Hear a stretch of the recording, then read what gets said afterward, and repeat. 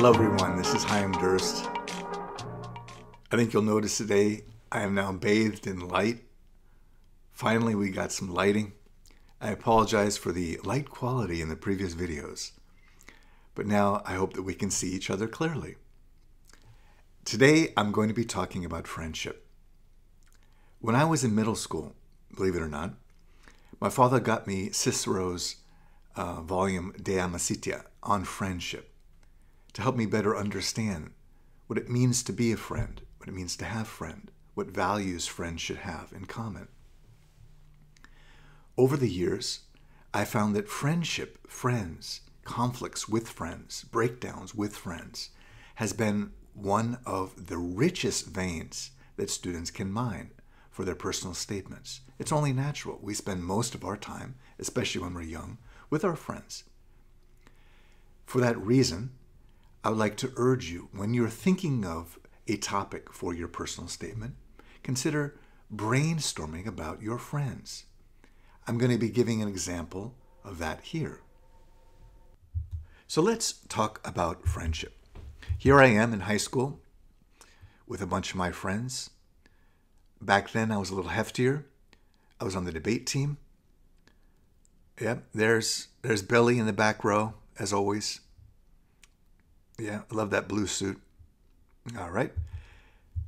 Friends can shape us more than any other factor in our lives. Why? Well, they help us grow, and they act as a mirror. Often we need to have an image of ourselves reflected back to us for us to see ourselves clearly. We don't know ourselves. We don't know our weaknesses, our strengths until someone says, wow, this is your weakness. This is your strength. They may not say that directly, but they may convey that in other ways. We often turn to our friends for any number of emotional, intellectual, and physical reasons. Think of the ways that you've affected your friends and that they've affected you, both positively and negatively. When was the most challenging time that you dealt with a friend? Often friends know us so well that they can push our buttons in ways that even our parents can't. When was your friendship stretched to the breaking point? Did they do something or say something that threatened you? Did they put your friendship at risk? How did you respond to that threat? That response often shows your character, shows your personality, and shows your way of thinking. Again, I don't want you to focus on the incident. I want you to focus on how that event, how that relationship shaped you.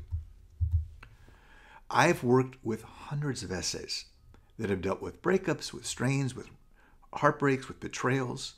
Again, you're not focusing on the event itself, but on how it shaped you. And you're not trying to put anyone down or trying to make yourself look good. You're trying to show how you grew through the experience. I'm going to give an example here.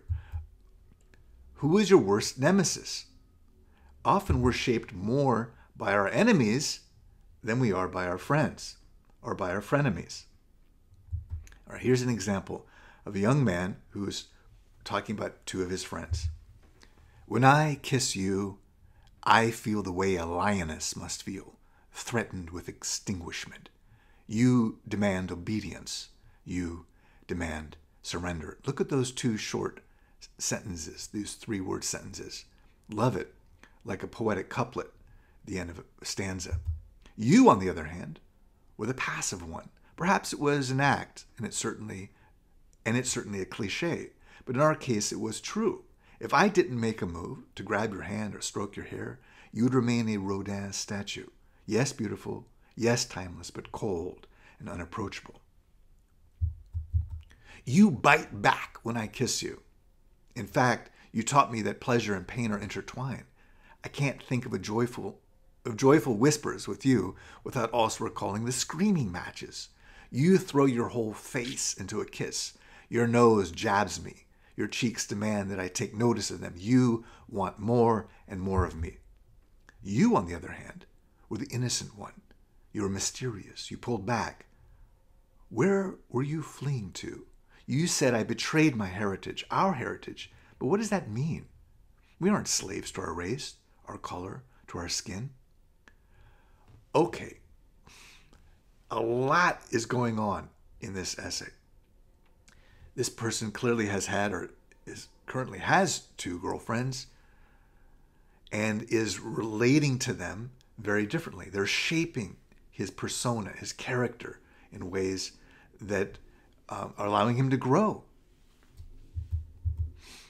What do these friendships, or what does your friendship that you're writing about, say about you, how you got that way, and who you desire to be? Well, in this instance, I'm going to turn to the ending of the essay to show you that, how the reader addresses that. Each of your kissing styles, each of your love, has become a part of me. I've become a man with explosive energy, balanced with patience and meticulousness. I become a free man, yet faithful and loyal. I laugh more, but I've learned to value and enjoy solitude and meditation. A cultural wall has fallen down in my mind, yet I'm still painstaking in what I open up to. I've come to embrace my own culture and respect that of others. You've both expanded my capacity to love. So in conclusion, just looking at this essay, he's saying how balanced he's become. He's more patient, but he's also meticulous. He's meditative. He's modern yet traditional, free and loyal. He's committed to growth. So he's balanced, committed to growth. Those are the very elements that the admissions officer is looking for. Yes, it is a very unconventional essay, and I don't necessarily urge you to write about romantic relationships. I think this is safe enough to write about. It's not very graphic. But these relationships allow the reader to get a deeper understanding of who you are, how you get that way, and who you desire to be. How a friend shaped you is far more important than any details of the relationship. Again, I urge you to show humility and vulnerability. Don't just dwell on someone's failings, and don't just talk about how someone put you down and how you were hurt or something like that. That may be helpful only if it shows how you grew, your character, your personality, and your worldview. So as you've seen from the examples, by discussing how friends shape you, they can be girlfriends, boyfriends, they could just be platonic friends, whichever friends you choose, they have an outsized impact on our personality, on our way of thinking, on our behavior. And for that reason, writing about friendship may be one of the most effective ways for you to brainstorm about your personal statement. Thank you for joining me today. My name is Chaim Durst.